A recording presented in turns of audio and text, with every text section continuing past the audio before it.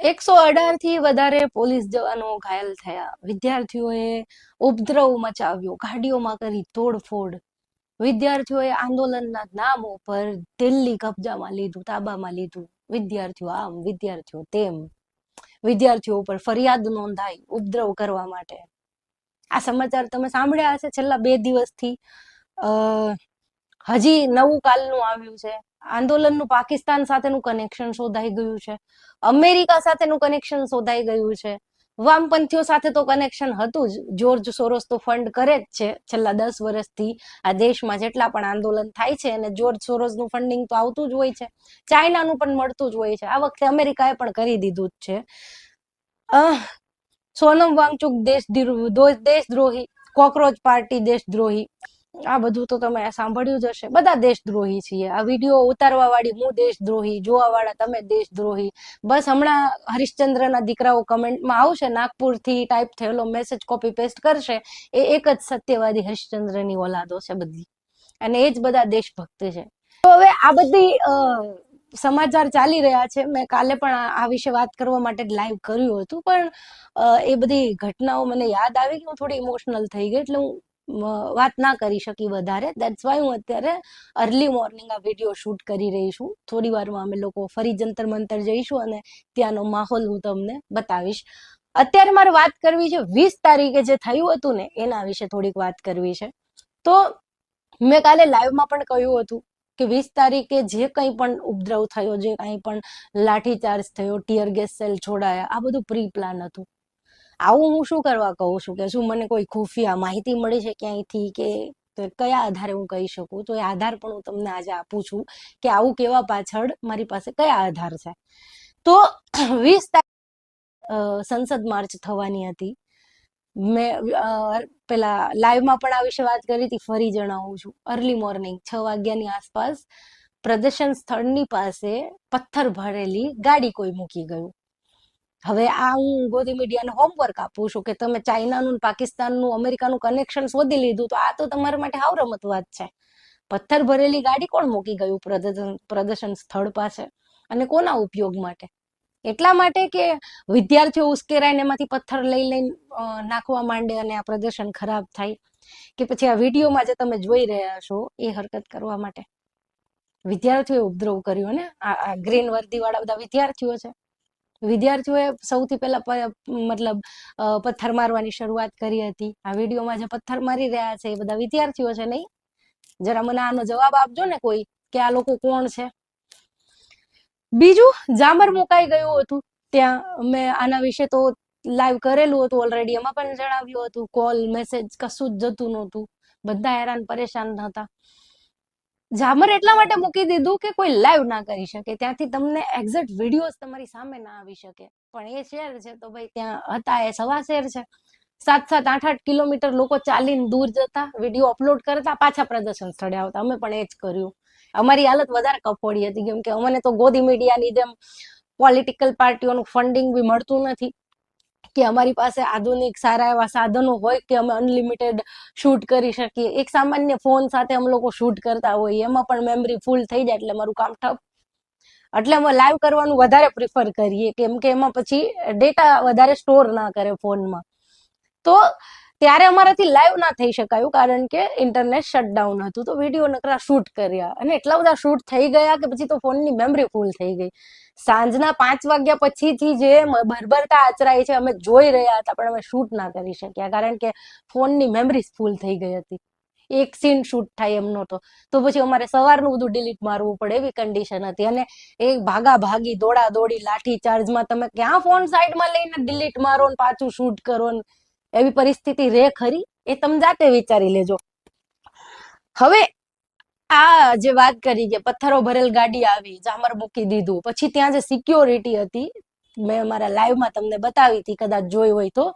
2 જગ્યાએથી સિક્યોરિટીમાંથી પસાર થઈને અંદર જવા દેવાઈ રહ્યા હતા, એ પણ હટાઈ લીધી હતી. કોના કહેવાથી, શા માટે? આટલા દિવસથી બધાને ચેક કરીને જવા દેતા હતા, તે દિવસે કેમ સિક્યોરિટી હટાઈ લીધી? અને જે પોલીસ ત્યાં હાજર હતી, નેમ અને બેચ ત્યાંથી હટાઈ દીધા હતા. આ વિશે તો લગભગ અત્યારે સોશિયલ મીડિયા ઉપર લોકો ચર્ચા કરી જ રહ્યા છે કે નેમ બેચ હટાવવાનો મતલબ શું? તમે પોલીસ ડિપાર્ટમેન્ટમાં છો, તમારું નામ તો બતાવવામાં તમને શરમ છે નહીં? મતલબ ગજબ માહોલ છે આ દેશમાં. કોકને પોતાની ડિગ્રી બતાવતા શરમ આવે છે, કોઈને પોતાનું નામ બતાવતા શરમ આવે છે. અને અમુક તો એવા હતા જે વર્દીમાં પણ નહોતા, વ્હાઈટ શર્ટ વાળા આતંકવાદીઓ. બીજાને દેશદ્રોહીનું સર્ટિફિકેટ આપવા વાળી હરિશ્ચંદ્રની ઓલાદોને મારે પૂછવું છે કે આ સ્ક્રીન ઉપર જે વ્હાઈટ શર્ટ વાળા હાથમાં લાકડી લઈને ફરી રહ્યા છે એ કયા બેચના જવાનો છે, કયા દળના પોલીસ ઓફિસર્સ છે? બીજાને દેશદ્રોહીના સર્ટિફિકેટ આપતી હરિશ્ચંદ્રની ઓલાદોને મારે પૂછવું છે કે આ સ્ક્રીન ઉપર જે વ્હાઈટ શર્ટ વાળા ગુંડા દેખાઈ રહ્યા છે એ કોણ છે, કયા દળના જવાનો છે, કોણે પરમિશન આપી? અને પોલીસની પ્રોફેશનલ લાકડીઓ એના હાથમાં આવી ક્યાંથી? અને લાકડીઓ લઈને આ લોકો ઘૂસ્યા ક્યાંથી? કોને પરમિશન, કોની પરમિશન થી ઘૂસ્યા? અને આ વગર કારણે મારી રહ્યા છે. તમે વિડીયોમાં પણ જોયું, વિદ્યાર્થીઓ શાંતિથી જઈ રહ્યા છે, એની ઉપર આ લાઠીચાર્જ કરી રહ્યા છે. હવે એક અહીંયા વાત કરી દઉં કે જે 118 કે એનાથી વધારે પોલીસ જવાનો ઘાયલ થયા છે એની સાથે મારી પૂરી સંવેદના છે. એટલે શા માટે એ પણ તમને જણાવું, કારણ કે ત્યાં પોલીસ વાળાથી પણ મોટા ભાગના એવા હતા જે બિચારા મતલબ કેવાય ને મજબૂર હતા. એમની આંખોમાં, એમની વાતોમાં એમની મજબૂરી દેખાતી હતી. અને મોટા ભાગના પોલીસ વાળાઓએ લાઠીચાર્જ કર્યો બી નથી. એ બિચારા ઘણા તો બચાવવામાં હતા કે તમે અહીંયાથી જતા રહો, અહીંયા દૂર જતા રહો, સેફ જગ્યા ઉપર જતા રહો. કોર્ડન કરતા હતા, સાઈડમાં કરતા હતા, એવા પોલીસ વાળા પણ અમે જોયા છે. અને નેમ પ્લેટ વગરના રેન્ડમ કપડામાં આવી પહોંચેલા ગુંડાઓને પણ જોયા છે જે કારણ વગર વિદ્યાર્થીઓને મારતા હતા. તો આ બે સીન અમે ત્યાં જોયેલા છે. અમુક મેં અગાઉ કહ્યું એમ અમુક વસ્તુ અમે કવર નથી કરી શક્યા, રેકોર્ડ નથી કરી શક્યા, અમારી મજબૂરી. પણ બધા પોલીસ વાળા પણ કલ્પ્રિટ નથી, એ પણ હું તમને જણાવું. જે ઘાયલ થયા છે ને એમાંથી પણ આઈ એમ શ્યોર મોટા ભાગના એવા છે જે વિદ્યાર્થીઓને સાઈડ કરવાની, બચાવવાની કોશિશ કરી રહ્યા છે, ત્યારે એ લોકોને વાગ્યું હશે. બાકી જે મારવાના મૂડમાં હતા, જેના અંદર ગુસ્સો ભરેલો હતો, જેને વિદ્યાર્થીઓને ત્યાંથી ખદેડી જ મૂકવા હતા, એને કોઈ શું કરી શકવાનું? આડેધડ લાકડીઓ વાળી થતી હોય ત્યાં વિદ્યાર્થીઓ કરે શું? 15-16 વર્ષના છોકરા બીજું કરે શું? આ વિડીયો તમે જુઓ, આ પેલો જવાન જો પેલા ને પગ મારીને યુવાનને પાડે છે. હવે આ યુવાને શું ભૂલ કરી? એ બિચારો એની દસ્તે જાય છે ને. આ પેલી હરિશ્ચંદ્રની ઓલાદોને ફરી વાર કહું છું, આના વિશે પણ બે શબ્દ લખજો ને જરા. તમારામાં દેશ પ્રેમ કુટી કુટીને ભર્યો છે તો તમારે જરાક અહીંયા પણ તમારો દેશ પ્રેમ બતાવવો જોઈએ. લાઠીઓ મારતા તમે પોલીસ વાળાના વિડીયો જોયા હશે, તમે હાથ જોડતા વિદ્યાર્થીઓના વિડીયો જોયા છે? વિદ્યાર્થીઓ બિચારા રીતસરના જમીન ઉપર બેસીને હાથ જોડતા હતા કે અમે આતંકવાદીઓ નથી, અમે વિદ્યાર્થીઓ છીએ, અમે અહીંયા ઉપદ્રવ કરવા નથી આવ્યા, અમારા હકની વાત કરવા માટે આવ્યા છીએ, અમારા ભવિષ્ય માટે આવ્યા છીએ. રડતા હતા, હાથ જોડતા હતા, પગે પડતા હતા. આ વિડીયો જોયા છે તમે? લાઠીચાર્જ વાળા વિડીયો જોયા? આ વિડીયો જુઓ તો તમને ખબર પડે કે કોણ દોષિત છે, કોણે ઉપદ્રવ ફેલાવ્યો. સાહેબ, વિદ્યાર્થીઓને જ્યારે જ્યાં જેણે કહ્યું ને ત્યાં એ રોકાઈ ગયા હતા. આ વિડીયો મેં ખુદ શૂટ કરેલો છે, મારા ફોનમાંથી શૂટ થયેલો છે. જ્યારે સંસદ તરફ આગળ વધવાની વિદ્યાર્થીઓએ કોશિશ કરી, બેરિકેડ્સ મારી દીધા, આગળ ન જવા દીધા, તો એ લોકો ત્યાં સ્ટોપ થઈ ગયા. એમને કહ્યું કે અહીંયા બેસી જાઓ, તો એ લોકો બેસી ગયા હતા. આ વિડીયોમાં તમે જોઈ જ શકો છો. આ લોકો તમને એવું લાગે છે ઉપદ્રવ કરે? ઉપદ્રવ કરવા વાળા બીજા હતા, આ વિદ્યાર્થીઓ નહોતા. ખેર, જે નહીં સમજે એ તો આટલા બધા પ્રૂફ, આટલા બધા વિડીયો જોઈને પણ નથી જ સમજવાના. અને એમને સમજાવવાની મને ઈચ્છા પણ નથી, કારણ કે એ લોકોએ એમની આત્મા, એમનો મગજ, એમનું જમીર બધું જ ગીરુએ મૂકી દીધું છે. એ હજી પણ કોપી પેસ્ટ કરેલા મેસેજ જ કમેન્ટમાં મૂકી જશે. ચાઇના દ્વારા ફંડેડ, પાકિસ્તાન દ્વારા ફંડેડ. એક વસ્તુ મારે અહીંયા કહેવી છે કે 1 મિનિટ માટે તમારો આરોપ સાચો માની લઈએ કે ખરેખર છેલ્લા 10 વર્ષમાં જેટલા પણ આંદોલન થયા છે એ બધા વિદેશી વિરોધ, આપણા દેશ વિરોધી તાકાતો દ્વારા ફંડિંગ થયેલા છે. 1 મિનિટ માટે માની લઈએ. અત્યારે ખાસ કરીને છેલ્લા 10 વર્ષથી જેટલા પણ આંદોલન થયા છે, સરકાર વિરુદ્ધ અવાજ ઉઠ્યા છે, એ બધાને દેશ વિરોધી તાકાતોનું ફંડિંગ હતું. માની લીધી તમારી વાત. તો મારે એ પૂછવું છે કે આ કોનું ફેલ્યોર છે? સિસ્ટમનું ફેલ્યોર નથી? હે, તમે લોકો તારીફ કરો છો ને કે મોદીજીના આવ્યા પછી તો ચકલું નથી ફરકતું, આ બંધ થઈ ગયું, પેલું બંધ થઈ ગયું, બધા ટાઈટ થઈ ગયા, તો પછી વિદેશી તાકાતો અહીંયા અકાઉન્ટમાં પૈસા મોકલી દે છે ને તમારી સરકારને ખબર નથી પડતી? આટલી મતલબ ખરાબ સિક્યોરિટી. તમે તો જ્યારે આ પુલવામા પહેલગામ હુમલો થયો ત્યારે પણ તમારો મોઢામાં લકવો લાગી ગયો તો તમે પૂછી નહોતા શકતા કે આટલી બધી તમે સિક્યોરિટી ટાઈટ કરી દીધી હોય, આતંકવાદ ખતમ કરી દીધો હોય, તો આ 2 હુમલા કેવી રીતે થયા? RDX ક્યાંથી આવ્યું? આતંકવાદીઓ ક્યાંથી ઘૂસી આવ્યા? આવા સવાલ તો તમારાથી ત્યારે પણ નહોતા થતા. તો અત્યારે પણ તમારાથી આ સવાલ નહીં જ પૂછાય કે આટલું બધું તમારું ટાઈટ સિક્યોરિટી છે તો દેશ વિરોધી તાકાતો આ બધાને ફંડિંગ કઈ રીતે મોકલાવે છે? વિદેશથી પૈસા આવે ને તમને ખબર ના પડે, બહુ કહેવાય. કે પછી આનો જવાબ પણ ધુરંધર 3 કે 4 માં મળશે. સોનમ વાંગચુક દેશદ્રોહી છે. સરસ. સોનમ વાંગચુક જ્યાં સુધી મોદીજીને સપોર્ટ કરતા હતા, ભાજપાને સપોર્ટ કરતા હતા, વખાણ કરતા હતા, હે પેલું હિન્દીમાં કહીએ તો તારીફોના ફૂલ વેરતા હતા, ત્યાં સુધી તો કોઈ વાંધો નતો. ત્યારે તો સોનમ વાંગચુક તમારો હીરો હતો, દેશભક્ત હતો. ત્યારે એના વિશે તમને એક લિંક નહોતી મળી. અત્યારે સોનમ વાંગચુકનો 20 વર્ષ જૂનો ઇતિહાસ ખોળી લાવે છે આ વોટ્સએપ યુનિવર્સિટીના સ્નાતકો કે એ આમ હતો, એના પપ્પા આમાં હતા, અને એની પહેલી પત્ની આમ હતી ને તેમ હતી, ને એને આ લોકોનું સપોર્ટ છે. અત્યાર સુધી નહોતી ખબર. મોદીજીના સપોર્ટર હતા ત્યાં સુધી સોનમ વાંગચુક દેશ વિરોધી છે એની ખબર નહોતી. જેવો સરકાર વિરુદ્ધ અવાજ ઉઠાવ્યો તરત દેશ વિરોધી થઈ ગયો. ગજબ છે. મતલબ એ તમારો આ દેશ વિરોધ અને દેશ પ્રેમ ને ખરેખર મારી સમજ બહાર છે. પડવારમાં બદલાઈ જાય. જ્યાં સુધી તમે સપોર્ટર બનીને રહો ત્યાં સુધી તમે દેશ પ્રેમી. જરા વિરોધનો અવાજ કર્યો એટલે સીધા તમે દેશ વિરોધી તત્વમાં ગણાઈ જાઓ. બીજી શું વાત કરી હતી કે આ હિન્દુ ધર્મનું અપમાન થયું. શું અપમાન થયું હિન્દુ ધર્મનું? સીતા કા પતિ નીતા કા પતિ. આમાં હિન્દુ ધર્મનું શું અપમાન છે? આપણે તો એમનેમ બી કઈ હોય તો સિયાવર રામચંદ્ર કી જય નથી બોલતા, સિયાવર રામ. તો સીતા કા પતિ આ શબ્દમાં હિન્દુ ધર્મનું શું અપમાન થયું? અચ્છા ચલો માની લઈએ અપમાન થયું હતું, તો કુણાલ કામરાને આપણે બધા પકડીને માફી મંગાવી લઈશું. મને એમ કહો તમે નીતિન નવીનને માફી મંગાવશો? એની રેલીમાં આગળ હનુમાનજી ને નચાવ્યા હતા, હનુમાનજીના કપડા પહેરીને છોકરાને, એમાં હિન્દુ ધર્મનું અપમાન નહોતું થયું? એની પાસે માફી મંગાવશો? આ ગણપતિની મૂર્તિને RSS ના પેલા વર્દી પહેરાવી દીધી હતી, એમાં હિન્દુ ધર્મનું અપમાન નહોતું થયું? હે આ રામ મંદિરમાં ચોરી થઈ, કોણ લઈ ગયું હજી ખબર નથી, ત્યારે હિન્દુ ધર્મનું અપમાન નથી થયું? ભગવા પહેરીને કાળા કામો કરતા પકડાય છે ત્યારે હિન્દુ ધર્મનું અપમાન નથી થતું? હા, એક કે ત્યાં તો બધા નીટની વાત જ નથી કરતા, એક્ઝામની વાત જ નથી કરતા. ત્યાં તો નારા લાગી રહ્યા છે કે મેરા લિંગ મેરી મરજી. LGBTQ નું નામ સાંભળ્યું છે ક્યારેય? LGBTQA. સરસ. આપણે એક આધુનિક યુગમાં જીવીએ છીએ. ગૂગલ બાબાને કે AI ને પૂછી લેજો કે શું કહેવાય. જો તમને આ વિશે માહિતી ના હોય તો આના વિશે વધારે માહિતી આપીને સમય બગાડવો પણ મને વ્યર્થ લાગે છે. તો તમને નારાનું મહત્વ સમજાઈ જશે. બીજી એક વાત હતી પેલું કે નામ રહેગા સિર્ફ અલ્લાહ કા. આવી લાઈન કેમ કીધી? આવા ગીતો કેમ ગાયા? પહેલી વાત તો કહી દઉં, એ ગીત નથી, એ નઝ્મ છે. જ્યારે પાકિસ્તાનમાં જ્યારે ફતવો બહાર પાડી દીધો હતો કે આ તો ઇસ્લામિક કન્ટ્રી છે, અહીંયા ઇસ્લામ વિરોધી કઈ કામ ના થવું જોઈએ, સાડીઓ પહેરવી એ પણ ઇસ્લામ વિરોધી છે, ત્યારે ત્યાંની કવિયત્રીએ સાડી પહેરીને સ્ટેજ ઉપરથી આ નઝ્મ ગાઈ હતી, જેમાં એક નામ છે, નામ રહેગા અલ્લાહ કા. એટલે કે અલ્લાહ એટલે એક મુસ્લિમોના અલ્લાહની, અલ્લાહ એટલે સર્વશક્તિમાન ઈશ્વરની વાત છે, જે પણ તમે માનતા હોય.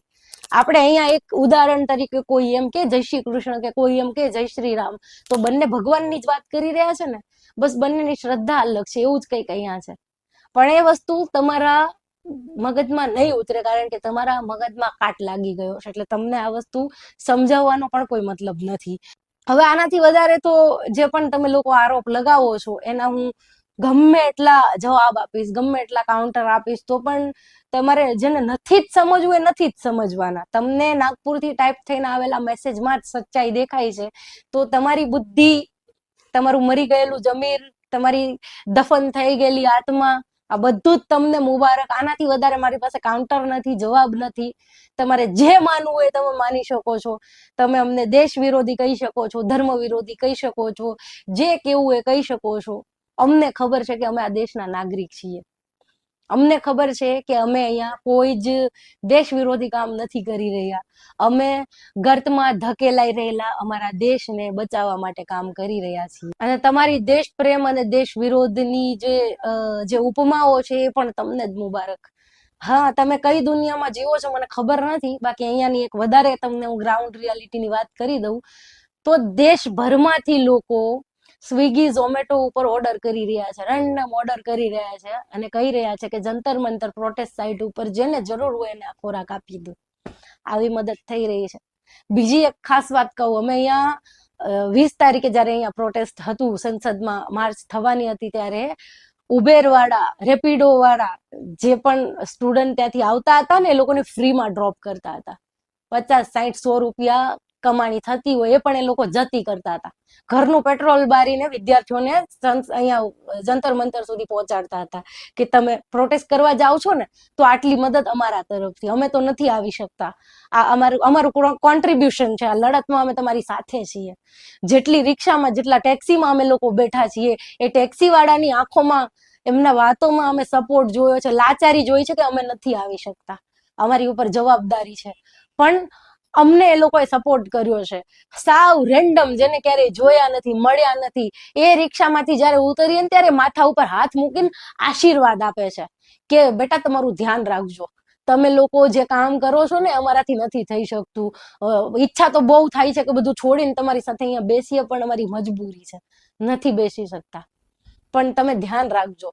આવો સપોર્ટ મળી રહ્યો છે, આવો પ્રેમ મળી રહ્યો છે. પણ ઘરમાં બેસીને જે એસી વાળા સ્ટુડિયોમાંથી પેલા જે એન્કરાણીઓ મોટા મોટા ફંડ લઈને તમને જે નેરેટિવ, જે પ્રોપોગેન્ડા પીરસી રહ્યા છે, એ સાંભળીને પોતાનો વ્યૂ બનાવવા વાળાને આ વસ્તુ નહીં સમજાય, આ લાગણી, આ પ્રેમ આ લોકોને નહીં દેખાય કે ત્યાં લોકો કોઈ પણ જાતના સ્વાર્થ વગર આવી રહ્યા છે. ઘણા વિદ્યાર્થીઓ એવા ત્યાં મળ્યા જે કહી રહ્યા હતા કે અમારી પાસે પૈસા નહોતા અહીંયા આવવાના, અમને અમારા મિત્રો તરફથી, પાડોશીઓ તરફથી અમને પૈસા આપ્યા છે કે તમે જાઓ. ચલો એક બીજો પર્સનલ એક્સપિરિયન્સ પણ તમને શેર કરી દઉં. કાલે અહીંયા શૂટ કરતા કરતા ફોન હાથમાં છટકીને નીચે પડ્યો અને એની ડિસ્પ્લે જતી રહી. હવે તો ટેન્શનમાં આવી ગયા કે સાલું હવે શું થશે, આ તો પડ્યા ઉપર પાટું. એક તો એમ પણ આપણે શોર્ટ બજેટમાં બધું મેનેજ કરતા હોય, એમાં એક્સ્ટ્રા ખર્ચો આવી ગયો, હવે શું કરું છું. ત્યાં બતાવવા ગયા તો કે ડિસ્પ્લે નવી નાખવી પડે એમ છે. ડિસ્પ્લે નવી નાખવાનો ખર્ચો સાંભળીને જ અમને તો ટેન્શન આવી ગયું કે સાલું એક તો કઈ રીતે આ બધું થશે. પણ પછી જયારે એને ખબર પડી કે અમે લોકો જંતર મંતરથી આવ્યા છીએ, પ્રોટેસ્ટમાં સાથ આપવા આવ્યા હતા, એને અમારું 70% અમાઉન્ટ વેવ કરી દીધું.